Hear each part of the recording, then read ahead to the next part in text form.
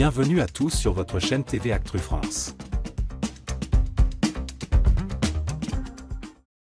Le retour tant attendu de Koh Lanta sur TF1 avec sa nouvelle saison, La Tribu Maudite, a provoqué une vague de réactions sur les réseaux sociaux.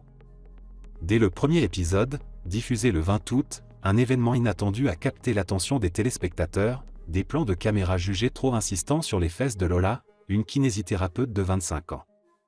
Ces images ont suscité une vive polémique, entraînant une réaction de la production ainsi que de la principale intéressée.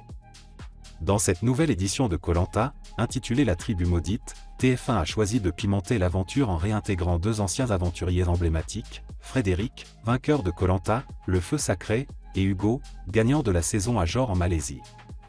En tant que capitaine des équipes rouges et jaunes, respectivement, ils ont pour mission de guider les nouveaux candidats, dont Lola, dans les épreuves et les défis de survie. Cependant, le débat s'est rapidement focalisé sur Lola, après la diffusion de plusieurs séquences la montrant de dos, en maillot de bain, avec une insistance particulière sur ses fesses. Ces plans ont immédiatement fait réagir les téléspectateurs sur les réseaux sociaux, générant une série de commentaires et de critiques concernant la décision de la production de mettre en avant l'apparence physique de la jeune aventurière. Lola, loin de se laisser intimider par les critiques, a répondu avec humour et détachement sur son compte Instagram: « Moi j'ai signé une cession de droit à l'image les gars, donc maintenant on assume ». Elle a ajouté qu'elle ne se sentait pas gênée par les commentaires sur son physique, prenant la situation avec légèreté.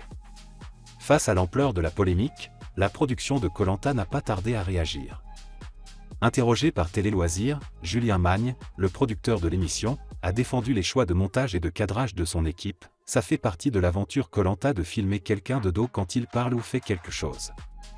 Les aventuriers et les aventurières, hommes et femmes, je précise, vivent en maillot de bain au quotidien sur le camp. Lola n'est pas la seule à être filmée en maillot. Il a ajouté que les commentaires des téléspectateurs relevaient de la liberté d'expression, mais a déploré que certains se soient concentrés de manière excessive sur ce détail physique, qu'il y ait quelques personnes tourmentées par le postérieur de Lola, c'est leur problème. En plus de défendre la pratique de la production, Julien Magne a aussi exprimé une certaine irritation envers Lola pour avoir alimenté le débat autour de ces images sur ses réseaux sociaux. Il a expliqué: « Lola s'est nourrie de ces quelques remarques et elle a elle-même alimenté le pseudo-buzz autour de son postérieur. Elle veut en faire un point marquant de sa participation et de la première émission, libre à elle. Mais je pense que c'est prendre l'aventure que l'on a et cette première émission par le tout petit bout de la lorgnette. » Ainsi, selon la production, Lola semble avoir amplifié la polémique pour attirer l'attention sur sa personne, une stratégie qui ne fait pas l'unanimité au sein de l'équipe de Koh Lanta. Alors que cette nouvelle saison de Koh Lanta vient à peine de débuter, les débats en ligne témoignent de l'intérêt croissant du public pour l'émission.